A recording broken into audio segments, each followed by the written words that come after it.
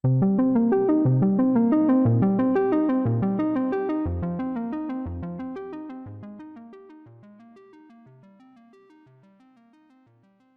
agradecer a los organizadores por la oportunidad de participar en este gran evento y por el chance de presentar nuestro trabajo en ratones que modelan la atrofia muscular espinal. Este es el bosquejo de la ponencia. Empezaré por dar una descripción breve de la unidad motora y los componentes celulares de la placa neuromuscular. Continuaré con la definición de AME, signos y síntomas, la genética, ya que es una enfermedad puramente hereditaria, y las terapias más recientes. Describiré el modelo SMN Delta 7 y entraré a discutir los estudios específicos. Desde ya les digo que el mensaje que deseo se lleven de esta charla es que SMA no es una enfermedad exclusiva de motoneuronas. Otras células y tejidos juegan un papel importante, al menos en los modelos de ratones, y que algunos de los tratamientos más recientes pudieran alterar la estructura de la placa neuromuscular, contribuyendo tal vez a efectos secundarios no deseados. Este diagrama presenta los actores principales de esta película. Las motoneuronas inferiores en la raíz ventral de la médula espinal que envían axones a la periferia que contactan fibras musculares en la placa neuromuscular. Estos axones son mielinados por células de Schwann. El número de fibras musculares inervadas por una motoneurona se define como la unidad motora. Otros componentes de este circuito, del que no hablaremos mucho, son el uso muscular, neuronas sensoriales y glía de la médula espinal, astrocitos y oligodendrocitos. En este otro esquema, se introduce la placa neuromotora y las principales células y moléculas de los compartimientos presináptico, postsináptico y la lámina basal entre ellos. La placa neuromuscular es una sinapsis colinérgica.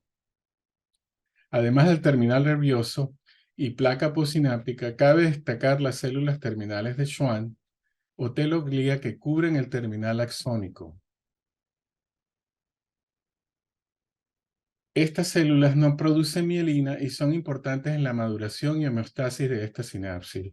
El panel C, a la derecha, muestra una preparación del diafragma donde los receptores de acetilcolina son marcados por alfa-bungarotoxina en rojo y por anticuerpos que marcan axones y sus terminales en verde. Una sola placa neuromuscular por fibra muscular en adultos.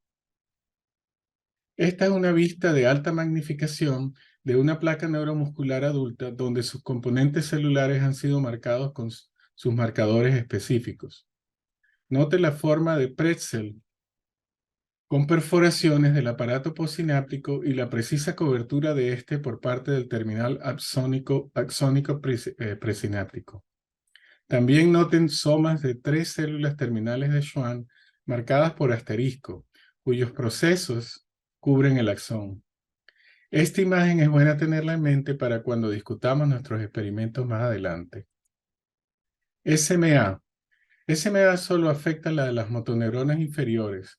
Se caracteriza por debilidad en músculos proximales al eje del cuerpo y eventual parálisis. Su origen es puramente genético y es una de las causas más importantes de mortalidad infantil por razones genéticas. Es causada por mutaciones en el gen SMN1, por sus siglas en inglés, descubierto por Judith Melke y colaboradores hace casi 30 años. Su severidad está regulada por un segundo gen SMN2, como lo presenta la tabla adjunta. Cuando solo existen una o 2 copias de este gen, la enfermedad es la más severa. La enfermedad se diagnostica por métodos genéticos y su manejo necesita de soporte respiratorio y nutricional. Estructuras de los genes SMN1 y SMN2 que se encuentran en el mismo cromosoma, pero que se expresan en todas las células, no solamente motoneuronas. En una persona no enferma, el empalme o splicing alternativo de los exones SM1 genera un ARN mensajero que codifica para una proteína completa funcional, mientras que el mismo proceso genera 2 ARN mensajeros a partir de SMN2. Cerca del 80% de la proteína producida carece de aminoácidos codificados por el exón 7 y es degradada.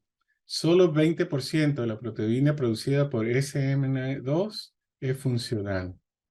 En el caso de los pacientes con SMA, no hay proteína que se produce a partir de SMN1 debido a la mutación recesiva de este gen y las células solo disponen del 20% de proteína normal de SMN2, que es insuficiente para la sobrevivencia de las motoneuronas. Puede verse por qué mientras más copias de SMN2 existen, hay entonces más proteína normal disponible y menos severa es la enfermedad. Dos tipos de tratamientos recientes han causado gran revuelo en el campo. Uno es el reemplazo genético usando un adenovirus inyectado en la circulación sanguínea, codificando por el ARN mensajero de la proteína funcional. El otro tipo utiliza un oligonucleótido antisentido, ASO en inglés, o un fármaco oral como Risdiplam para alterar el splicing alternativo de SMN2 de tal forma de aumentar la producción de la proteína funcional. Estos tratamientos están teniendo un gran impacto, especialmente cuando se empiezan bien temprano en el curso de la enfermedad. Sin embargo, su eficacia y efectos secundarios a largo plazo requieren de más estudios. Un impedimento a su aplicación a gran escala es su tremendo costo. A diferencia de los humanos, los ratones solo tienen un gen SMN, que cuando se elimina produce letalidad fetal. Introducción del gen SMN2 de humanos y de un ADN complementario que codifica para la proteína sin los aminoácidos codificados por el exón 7, es decir, SMN delta 7, eliminan la letalidad y produce ratones que recapitulan muchos síntomas de la enfermedad más severa. Como se puede ver aquí, estos ratones conocidos como SMN delta 7, que solo viven por unas 2 semanas, han sido el principal modelo preclínico para estudiar la patología de la enfermedad y ensayar terapias que la corrigen. Usando entonces los ratones SMN delta 7, nosotros y otros grupos en el campo tratamos de determinar si la reducción de proteína SMN en motoneuronas era suficiente para explicar todos los síntomas y signos de la enfermedad. En un primer estudio, nosotros reportamos que músculos como el soleus sufrían de atrofia, pero sin evidencia de que las motoneuronas que los inervan estén muertas, como demuestra el panel A y a la izquierda, o tengan defectos electrofisiológicos de neurotransmisión que no sean explicables simplemente por su menor tamaño. Como pueden ver, el control y el músculo del animal enfermo son muy diferentes en tamaño. En el mismo estudio conseguimos que las placas neuromusculares de algunos músculos con SMA eran inmaduras, más pequeñas y menos complejos, sin perforaciones en su arquitectura postsináptica y mostraban un número reducido de células terminales de Schwann. Como lo pueden ver, esta es una placa control con sus perforaciones y una placa representativa del animal SMA que no las tiene. Además, el número de células terminales de Schwann es menor en los animales enfermos.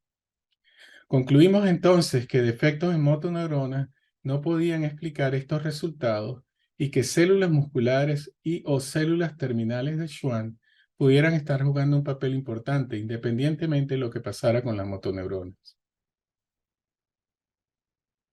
Para responder entonces la pregunta de si solo restaurando la expresión de SMN en motoneuronas era suficiente para rescatar los fenotipos en el ratón modelo, usamos otra versión de los ratones SMN delta 7 que fue generada por Kathy Lutz y colaboradores en el Jackson Lab aquí en Estados Unidos.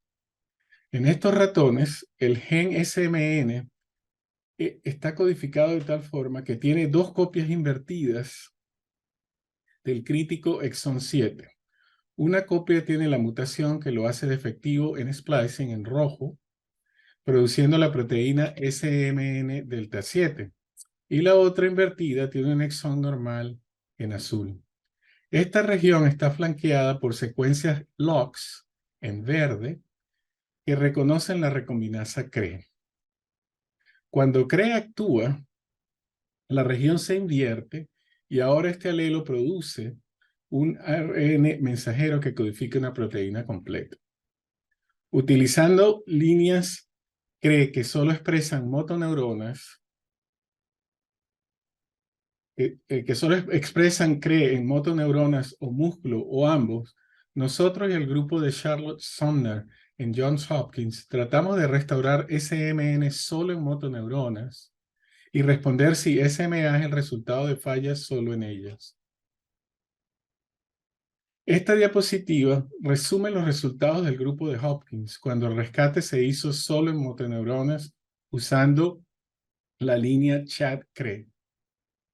Los fenotipos que se restauraron mejor fueron los relacionados con la estructura y función de la placa neuromuscular. A pesar de ello, no se pudieron rescatar bien la esperanza de vida, el peso, ni ciertas conductas motoras de los animales, así como tampoco el número de motoneuronas o el diámetro de las fibras musculares. En nuestros experimentos usamos la línea HB9-CRE para dirigir la expresión de SMN en motoneuronas. Comparando los niveles de recombinación entre HB9-CRE y CHAD-CRE, observamos que había una diferencia de cerca de 100 veces menos eficiencia en la recombinación entre la línea HB9-CRE y la CHAD-CRE, lo que suponía que los niveles de SMN completa en nuestros experimentos fueron muchísimo menores que en los experimentos del grupo de Hopkins. Consistente con esto, en nuestros experimentos no pudimos mejorar la sobrevivencia, el peso corporal o la conducta motora de nuestros animales. Tampoco pudimos mejorar la acumulación presináptica de neurofilamentos que ocurre en los animales SMA y es uno de los fenotipos típicos. Sin embargo, restauramos el tamaño de la placa neuromuscular en músculos de las extremidades inferiores, en este caso el tibiales anterior, y superiores, el tríceps, inervados por poblaciones lumbares de motoneuronas lumbares y cervicales respectivamente. Entonces pueden observar que el tamaño de la placa en los animales que se les restauró la proteína SMN en motoneuronas era comparable al tamaño de la placa en los controles wild type, pero mucho más grande que los animales SMA que no se les restauró la proteína en motoneuronas. Este rescate ocurrió sin mejorar o cambiar el diámetro de las fibras musculares, como lo pueden ver aquí. Las fibras musculares siguieron del mismo tamaño pequeño. Además de este resultado, pudimos mejorar la inervación en músculos como el tríceps que la pierden, aunque esta mejora de inervación no fue tan eficiente como los experimentos con CHAD-CRE. De nuevo, aquí pueden ver en azul que los músculos de los animales en que se restauró la proteína tienen un nivel de placas inervadas comparable al control wild type y mucho mayor que el animal que no se restauró. Concluimos entonces que niveles muy bajos de SMN en motoneuronas son suficientes para reponer la estructura e inervación de la placa neuromuscular en este modelo de SMA. Además, esto y otros estudios publicados por muchos otros grupos son consistentes con la idea que al menos en el modelo murino, SMA no es una enfermedad solo de motoneuronas. No está claro si esta conclusión aplica a la enfermedad en humanos. Vamos a cambiar de pregunta ahora. Necesito introducir un nuevo modelo de ratón. El grupo de Chen-Ping Ko en la Universidad del Sur de California desarrolló un nuevo modelo de ratones SMN Delta 7, en la cual dosis de compuestos análogos a Rizisplan, estos compuestos SMNC1, SMNC3, Recuerden, Pristisplan es el tratamiento oral que se usa para modular el splicing de SM2. Fueron usados para producir ratones con distintos grados de severidad de la enfermedad. A una dosis clínica alta, en azul, comenzada al nacer y dada diariamente, los animales SMN delta 7 producen relativamente altos niveles de la proteína SMN, sobreviven bien, como pueden ver acá, y muestran síntomas leves de la enfermedad como baja pérdida de peso. A una dosis subclínica, que es baja, en verde, los animales tienen síntomas menos severos que los ratones de SMN delta 7, pero modelan mejor una enfermedad tipo 2. Por ejemplo, ellos sobreviven hasta más de un mes. Estos ratones permiten estudiar fenotipos de forma menos severa de SMA. Nosotros usamos estos ratones para estudiar el fenómeno de nerve spreading o retoños de nervio. Cuando una placa neuromuscular pierde su terminal axónico, axones de placas vecinas crecen y reinervan esta sinapsis. Esa capacidad de retoñar nuevos axones es importante para regenerar inervación y no se había podido estudiar en ratones SMN delta 7 debido a que estos solo viven por 2 semanas. Siguiendo la estrategia experimental en este esquema, nosotros denervamos reversiblemente el soleo de 3 grupos de ratones cerca de un mes de nacido para estimular la formación de retoños y analizamos morfológicamente músculos inervados para observar las placas una vez que el nervio regenerara. Músculos soleos de la extremidad contralateral no dinervados fueron usados como control.